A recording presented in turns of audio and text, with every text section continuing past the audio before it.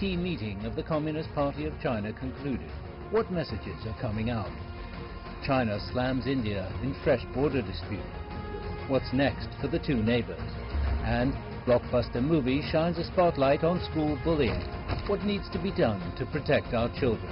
Now on Dialogue Weekend. Welcome to this edition of Dialogue Weekend. I'm Xu Qinduo. Here with me are in the studio Henry Wang and Zhao Hai. Welcome to both of you. The meeting is the top story. So it's the gathering of the most senior members of Communist Party of China to discuss and forge consensus on certain topic. Yeah, absolutely. The weekend, over the past weekend, we had a huge meeting of CPC gathered on the fourth plenum of the 19th Party Congress. Actually, in this meeting, they talked about how China was governed, and then particularly systematically summarized the experience of the past 7 decades, and also on top of the 4 decades of reform and opening up. So it's really a system that wants to see how China has carried on for all those good system that has been built. So with the Chinese characteristic of socialist management and governance, so that China is really looking ahead to more next 4 decades. And this meeting's timing is very important because now we're facing a lot of events in the past year and a half. There are the trade wars going on. China's domestic economy is gradually slowing down. We're facing a lot of obstacles. And then, at the same time, we're making a lot of progress in terms of the capacity building of the state and the continuing progress of the socialist system in China. Yeah, well, interesting, of course, if you look at this, communique, the documents after the meeting, it's really about, the socialism with the Chinese characteristics. It's the building of the China system and the capacity of governing. So it is stressing the capacity of governing, or good governance, to put it simply. I think, for those who are not familiar with the Chinese political system, the socialism China practices is actually a bit different from those socialism, for example, for the Eastern socialist bloc or former Soviet Union. That's why we add this Chinese characteristics. It's a full integration socialism with the Chinese culture, with the Chinese practice. I think it's really interesting and fascinating to see that, for the first time, the CPC has systematically summarized all the parameters, all the examples, and all the practice that they have done in the past, but putting it more at the higher level, at more systematic level, so that, for example, the NPC, Parliament, the CPPCC consultation, also the judicial system, and also the discipline system, and of course, on the top of that, emphasize party leadership. And so you see all those systems that have been building up in the past. So how can we really put him into a more thematic framework to that?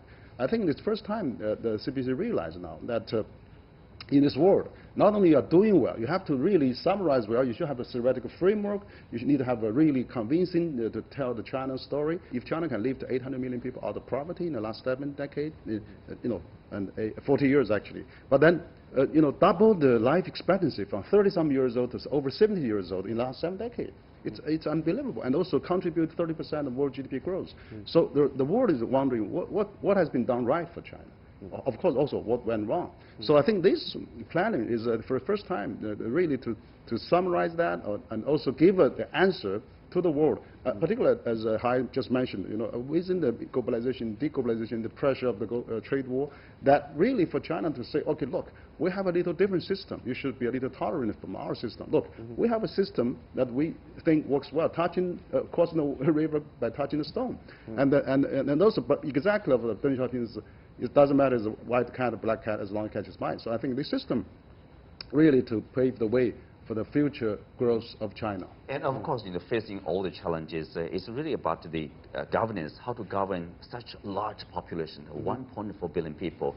As far as I know, it's almost like a pilot program in Shenzhen, where Shenzhen is known as the pilot program or region, free zone, economic free zone, but also it's doing a pilot program of governance, modernization, molding governance.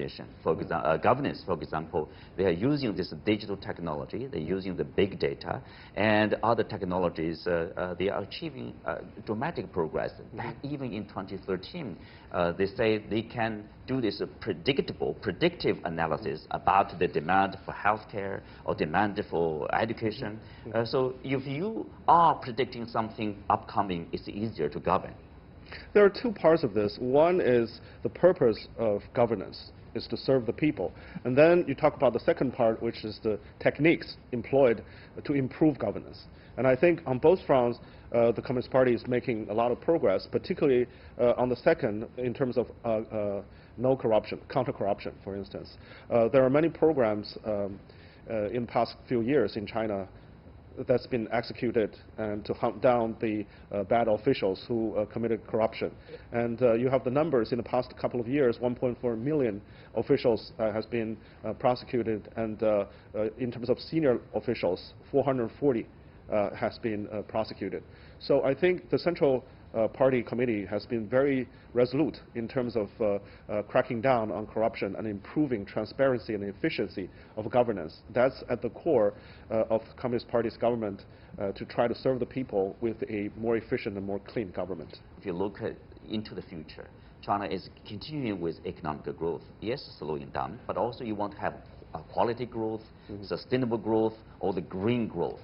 So you need some capacity, modernization of your governance. So I think this is also more in response to the criticism. For example, Vice President Pence have been attacking China for its system, Pompeo, and maybe some other people in other countries. So China needs actually really a good way of explaining what's going on. And I think this is really an answer to that as well. And also, for second point is that I think China needs to boost its confidence as well. So something we've done right, we need to really stick to it and make sure that it's getting perfected, get more consolidated. But if it's not right, we are certainly going to correct that. Thirdly, I think it's also let people know in the future we need to really systematically summarize and trying to give a sound story and theoretical framework to the world, how China is doing and what's behind. This is a big topic for governance of a particular country.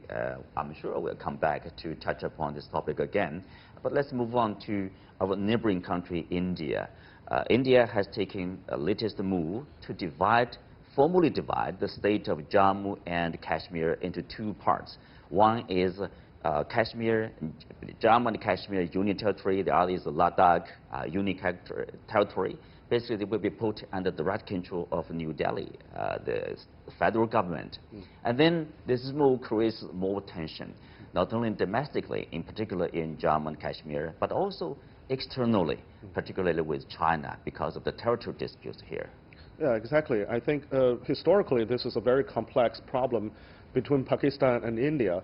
And now, because of the legacy of British colonialism, the line is drawn very unclear. And now China has been dragged into it because after the India statement, part of Chinese territory has been included in the Ladakh area. And India has changed its own constitution in order to take direct control of this region. And that's been very controversial and has been resisted by Pakistan. And now China officially said this is India's domestic law change that does not affect any Chinese territory. So I think this issue will be very thorny between the two countries. Yeah, I think it's really a unwise move on part of the Indian government, because President Xi just visited India and had a great meeting with Prime Minister Modi, and actually China and India in the last number of years has shown great progress, particularly on the trade side. Like India and China, China has 60% of Indian cell phone market, Chinese companies, and China now and India has really combined together has a lot of similarities. Like all the service sectors, India has a well developed, but also in terms of infrastructure, in terms of telecom, in terms of 5G. There's so many areas that India needs China, and China can really India complementary to each other. So this kind of a dispute is really not a wise move, I would say. That's right. It's not only with China, but also, the Indian movement, created a lot of questions, worldwide. That people would ask, what are you doing? By basically robbing the Jammu and Kashmir state of their autonomy status or some special privileges. For example, only local residents were allowed to purchase a property or to access jobs in the government. But now, basically, every Indian will be allowed to come to this state and to serve in the government. So a lot of local people are not happy with that. Well, to answer Henry's question, actually, that's because of BJP's domestic politics. Because BJP wanted to gather more support domestically, it played two major cards. One is it claims to create more jobs and trying to solve the economic development problem. And now it's hitting the wall because the economy is slowing down and in relation to the global slowdown. And the second card is nationalism. BJP has been playing nationalism and religious belief recently very strongly because the leader in India, and particularly the BJP leadership, wanted the population to make focus on the so-called terrorism problem. And now, by changing constitution and integrating that territory, they're saying now we can go in there, quash terrorism, and somehow having that region integrated more with India. I think we really need to take a long-term view because China and India are two largest populous countries in the world, and then the future of two countries work together, the benefit is enormous. So we should not let those small and territorial disputes really jeopardize the big picture of the good relation that prospect that China and India may have. And also, actually, I think now with trade war, with all the other things happening, there's more reasons that China and India work together, India and China work together. For example, recently, China has been really restored good relation with Japan, China has an excellent relation with ASEAN, and India is a huge neighbor of China, and then the two countries combined will have 2.6 billion of the population in the world. That would be so that would be really great. So if biggest market in the world. And also the biggest market for China. Well, with that being said, I do agree with Hai. During this election campaign, Prime Minister Modi has promised basically to bring closer this Jammu and Kashmir state to further integration. The thing is, you're drawing attention from the economic problem to basically you're resorting to nationalism, sort of like, I need support. Because Modi saw this as an opportunity. He's trying to... you mean the timing? Or? Yeah, the timing, because now China and the U.S. are in this competition, and India is in the position in which both sides are trying to get India on their side. Not only President Xi recently visited India, but also remember, Modi recently also visited the United States, and also been received very well by the U.S. government. So I think in many ways he's being encouraged by the current international situation. He wanted to grab this opportunity and push forward his agenda. Yes, during the campaign, he promised to bring back the glory, a historical glory back to India. But the thing is, if you look long term, if you want to bring back really a glorious, again, this country, it's about a step-by-step development, in particular economic development. And now you're creating disputes with China, with Pakistan. That, I'm not sure, will serve your general goal of economic development. One potential possibility of that happening right now that has related to another issue, which is Afghanistan. Because India has been deeply involved in Afghanistan, has been investing there, training officials for the government in Afghanistan. But recently, the talks are between the Taliban and the United States. And Pakistan and China are also partners in this negotiation. However, India has been excluded from this process. So in many ways, the United States is excluding India from Afghanistan, but on the other side, encourage India to act more in the Jammu and Kashmir area. So it's sort of a compensation for India. This international strategic thing, yeah. I think India has all along been very careful. India now is part of the Shanghai Cooperation Organization. India is restrained from talking about interfering other countries' internal matters, and also not very active on the Tibet issues. But but this move is really raise a lot of attention, and then really I think that they should really seriously consider how to get out of that. On top of that, it's a violation of UN resolution. So that makes India even harder to become a permanent member of the UN Security Council member. So I think it's really a bad move, even though it's probably domestically popular, but internationally it's a bad move. Yeah, that's a good point. Like whatever move, whatever policy you have, it's really about the short-term interest, long-term interest, how to balance them. Yeah, again, it's a permanent question. We'll come back again to touch upon that topic. But let's move to this domestically. There's an interesting movie. Blockbuster, but it's not about some sci-fi or those kind of or action movie. It's a topic somehow people probably ignore. It's school bullying. Yeah, it's a very good movie, a blockbuster, as you said, but also it's not a Hollywood movie. In recent days, only Hollywood movies are also action movies are achieving a lot of box office. But now, this movie came out Friday already. It's been very popular, and people are always talking about this on the internet. So one of the things about this movie is the topic. It's the issue of campus bullying. It's been a widespread problem in China and globally. And we know it's a very hard problem to tackle, to resolve. But this movie described in detail the suffering, the suffocation, the depression that the victim has been sustained, and at the same time provided a solution for the society at the end of the movie, showing some hopes that the government is taking measures trying to solve this problem. But overall, I think I encourage people to go to the theaters and watch this movie and to understand more about the world that young people are living in and how the school campus bullying has been generated and persist. But on the surface, when people talk about school bullying, say, oh, let's do something to stop that kind of behavior, from happening again, from happening to the young kids over there. Well, it's easier said than done. Yeah. Usually, it's more complicated. No, let me give you my take on this. I think it's really, probably in my memory, the first time that we have such a movie to be showed in China, to talk about campus bullying, and which is, I think, probably widespread to some extent, and a degree of small, big in almost all the schools. But it's important. China has 200 million people on campus, and then also the single child, and then there's everybody's spoiled. So this is very kind of unique also in China with Chinese characteristics. China also facing extreme pressure of entrance exam of universities.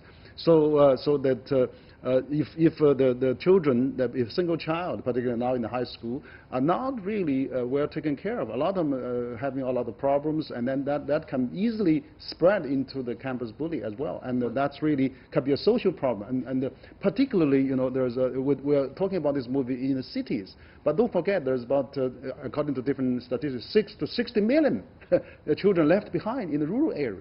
That can be even worse in those small campus. I think I agree with Hai. This is a very important issue here. It requires this consciousness, awareness, coordination between teachers, parents, schools, and even the police force or the government's participation to solve this problem.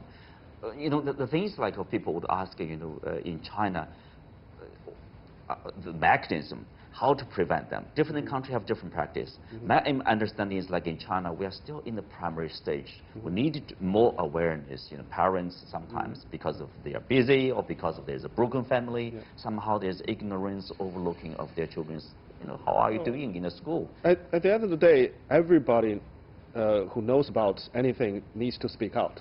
That's the problem. If somebody saw something and remains silent, but that's not easy. That's gonna it needs courage. It needs courage and needs a system, an institution to protect people who come out and speak about. Usually, if a kid is being bullied by the big kid, by a group of kids, he or she doesn't dare to talk to them or to report this particular incident to the teacher or to their parent. Like there's a survey, I think only 20 or 30% of those incidents being reported. Basically, students will choose to, okay, I will back off. I will tolerate. I will choose. Hopefully, things will go away. But actually, no. It's not going away. And if you don't choose to speak to the authority and reveal what's happened, there are two things might happen. One is the bullying will continue if you keep silent. And the second is that some of the kids decide to fight back. However, they're being bullied more. So in many cases, the majority of cases. So I think the best way to address this is still the whole society needs to pay attention and see anything that is abnormal needs to be reported and resolved. One thing is making it so difficult, and particularly if you look at the movie, is new technology, the new measures. Now young kids are playing a lot of online video games, and those video games sometimes are very, very violent, encouraging them, inspiring them to be violent in real life. And secondly, using internet, social media. The bullying can be not offline, but also online. And the online bullying sometimes is even more severe, causing psychological damage to the victims. Cyberbullying. Absolutely. I think first that all the campus should really have disciplines, and we should have a counseling. We should have a special teachers that are looking after. The counseling in the Chinese campus are missing sometimes. I mean, in a foreign high school or universities, you have a lot of counseling teachers, but in China, I think we should have more of that. But second, I think also the school should form a culture condemning this kind of violence and online violence as well, so that we uphold the good behavior and the good moral there. Finally, I think that for those even though they are youngsters, they are not up to the adult, but we should really also have a system to punish if those really violent violators. Discipline. We need to strengthen discipline as well, and also education. The thing is, like often, I think we also need this awareness raising not only with the teachers but also the kids. With the teachers is because, as described in the movie, it's senior high school. Everybody, including the teacher and the kids, everybody has a single focus, that is to get into the college, the best college, a better college. You just work hard just for this one thing. But so somehow the school ignored, overlooked this mental or the problems between the students. I think also for the kids to identify, the ability to identify what are the behaviors is improper, what are the behaviors that you need to report to your teachers. You know, even for you, you don't do something you don't do because that's bullying. Somebody, you know, has done it to you, you know it's wrong. You've pointed a very important thing, that is the school needs to take the responsibility, particularly the class, the teacher needs to monitor the class and detect what kind of bullying is going on. But the other thing is that there's a pattern. If you look at the movie, most of the victims and also the people who committed bullying, they have family issues. They have parents' issues. Their family is not complete. They have single mother, or the parents are missing. They're just on the society wondering. No real moral campus for them, and there's no real commitment to excellence. So that's the problem. I think when the schools, they cannot only focus on their students' scores. They need to go to their homes, understand their background, and then make decision that which students should be focused on to prevent this kind of I think also public government should do more as well. For example, now China compulsory education only up to 9 years old. And perhaps we could up to 12 years old, 12 years of a compulsory education. And then second is that a lot of students, particularly approaching high school, they have the pressure of goes to university. So maybe we should have a lot of vocational schools, we should have a lot of other schools so that they can release the pressure of entrance exam. Well, and also families should do that. And also the broken families are two different, are also related topic. I guess we should have another panel to discuss that. But well, let's leave it there for now and take a look at this week's Newsmaker.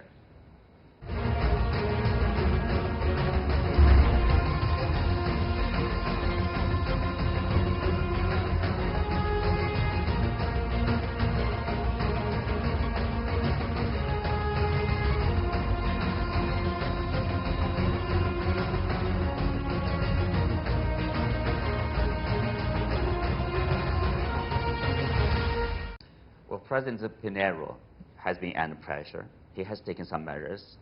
First of all, like calling off the upcoming APEC meeting and the climate change conference, and then of course there's the increase of, to the pension and to the low-income families. At the same time, say, oh, no hike for this subway fare, which caused this problem in the first place.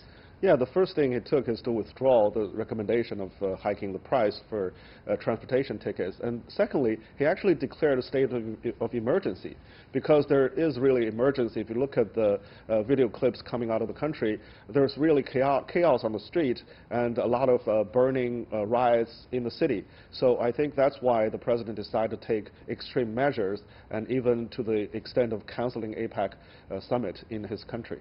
It's quite a very unexpected surprise for all of us. I mean, everybody was kind of shocked to hear that.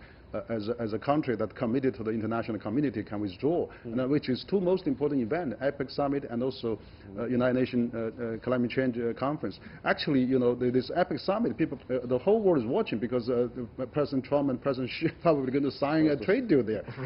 And then I think there's probably two conferences altogether within a month. There's too much pressure on him, but also this contagious, widespread populism, like protests, not only in Chile but also in Spain, in Lebanon, Iraq, everywhere, and Hong Kong and everything. So that's probably, you know, people worry about if this continues. And the Yellow Vest is now in its 9 months. So if this cannot be stopped, now with all the world leaders come in, you know, the demonstrators were coming from all over the world, and then we jeopardize. So he's an extreme pressure.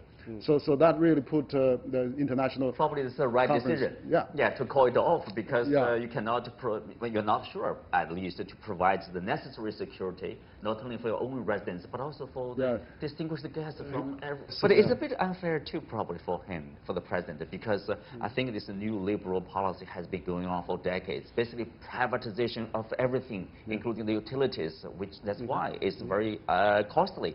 For local residents are complaining, we can't afford this. This life is too costly. It's an irony, really. On the one hand, Chile is one of the most fast-growing economy in Latin America, but on the other hand, it's also the most unequal or unequal economy in OECD countries. Yes. So I think that's why the people living in the cities, in the suburbs, trying to make their living commuting between the city center and their living places, protesting this very little hike on the fare. 4 cents in US cents, right? Yeah, US cents. But 4 cents is also, even though it's marginal, but also cost a lot if you commute every day for the whole year. So I think it's probably still a catalyst, you know, sparkle this unpopular unrest. Protesting. But the thing is that I think the problem is that I think United Nations quickly announced that Spain may fill the vacuum of the climate change conference in Madrid. But this APEC, where is that is not sure. So I'm hearing that you know, U.S. administration, you know, like Catalan and others are saying, you know, we still hope to have the Sino-U.S. trade deal signed maybe in Iowa, you know, where the agricultural product would be. So they were talking about having a meeting in Iowa, where I was reading news that China was suggesting maybe in Macau, you know, to have this next meeting. Speculation. Yeah, speculations. All kinds of speculation. But it shows that you know, it's important that we should not let this kind of unexpected things to jeopardize Sino-U.S. trade negotiations. Well, and the signing of that. The most important thing is not about, you know, where to sign the deal. It's really to reach the deal in the first place between U.S. and China. So far, so good, I think, the progress. Yeah, the sideline meetings sometimes can even overshadow, I mean, the theme meeting itself, like APEC meeting. It's, you know, a lot of focus is actually on China and the United States. But back to Chile, if you look at the situation, there are similarities, I would say, between Chile, the protests in Lebanon, Iraq, Yellow Vest in Hong Kong, and earlier this year, like Sudan, Algeria. The thing is, like, people feel this sense of unfairness, this sense of inequality. You know, the top 1% or top 10% is possessing so much more wealth than the majority of the people. There's a problem systematically. As we mentioned, neoliberalism, you know, it promotes privatization, it promotes market. Somehow they think the market will work itself out. Yeah, well, Chile used to be a model student in neoliberalism, and it's been very active in participating bilateral or multilateral international trade or free trade. So I think that's why it contributed a lot to the wealthy class in that country. However, it's not been continually lifting up the bottom class. One of the important things is that Chile is very much dependent upon copper. And like many other countries, depending on resources, once the commodity price drops, that has a huge impact on its society and on the government's ability to sustain social welfare. You know what? My problem is like with everything, being privatized. Privatization means the company, their pursuit is a profit, not the interest of the public or the interest of the nation. But that's for another talk. Yes. Well, with that, we are coming to the end of today's show. And you can also watch us on the CGTN app or on YouTube. I'm Xu Qinduo. You can follow me on Twitter, Xu Qinduo. Thank you for watching. See you next week.